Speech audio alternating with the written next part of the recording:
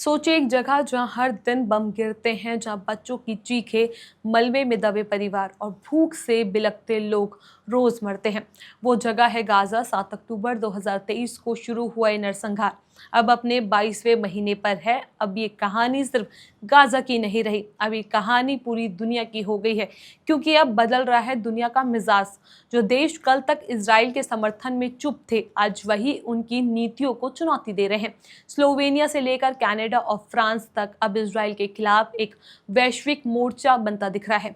सवाल ये है कि क्या इजराइल की ये जंग अब उस पर ही भारी पड़ने वाली है। नमस्कार, मैं चेष्टा नागर और आप देख रहे हैं द हिंदी टॉप। तो आइए आपको दिखाते हैं गाजा की तबाही, इजराइल की जिद और दुनिया का बदला हुआ रुख। 7 अक्टूबर 2023 को गाजा में जो कुछ हुआ उसने पूरी दुनिया को हिला कर रख दिया। हमास के एक हमले के बाद इजराइल ने उस पर जबरदस्त सैन्य कार्रवाई शुरू कर दी। उस दिन से आज तक मतलब करीब 667 दिन बीत चुके हैं और गाजा की धरती आज भी गोलियों से और बमों से कांप रही है।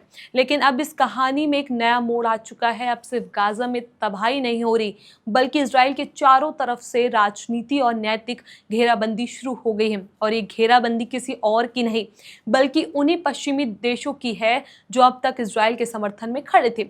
यूरोप का छोटा सा देश स्लोवेनिया सबसे पहले सामने आया। उसने इजराइल के साथ सभी तरह के हथियारों के व्यापार पर बैन लगा दिया है। ये कदम सिर्फ आर्थिक नहीं, बल्कि एक राजनीतिक संदेश भी है।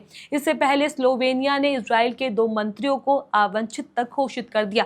इतना ही नहीं, जून 2024 में स्लोवेनिया ने फिलिस्तीन को एक स्वतंत्र देश के रूप में मान्यता भी दी थी। इसके साथ आयरलैंड, नॉर्वे और स्पेन जैसे यूरोपीय देश पहले ही फिलिस्तीन को मान्यता दे चुके हैं। ये वो देश है जो लंबे समय तक इजराइल के साथ खड़े रहे, लेकिन अब उन्होंने साफ संकेत दे दिए हैं कि अगर इजराइल 2 देशों के हल की तरफ नहीं बढ़ता तो ये उसका साथ छोड़ देंगे। 30 जुलाई 2025 को कनाडा के प्रधानमंत्री ने एक बड़ा ऐलान किया।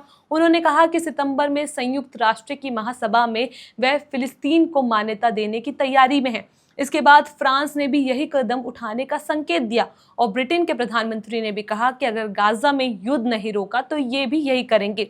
अब सवाल उठता है कि आखिर ऐसा क्या हुआ कि इतने सारे देश इजराइल के खिलाफ खड़े हो गए।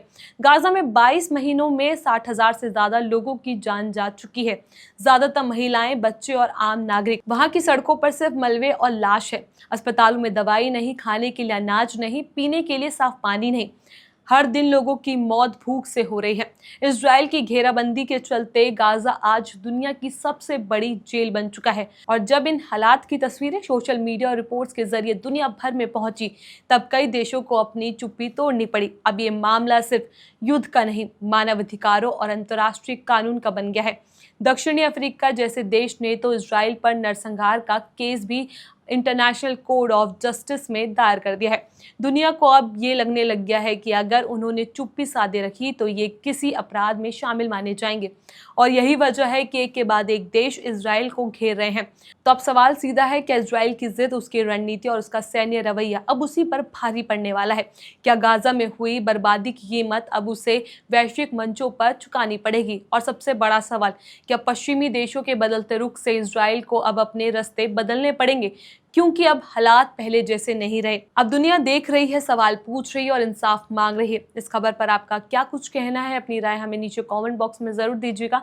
ऐसी और भी वीडियोस के लिए आप हमारे चैनल द हिंदी टॉप को सब्सक्राइब कर लें। इसके अलावा आप हमें एक्स, फेसबुक और इंस्टाग्राम पर भी फॉलो कर सकते हैं।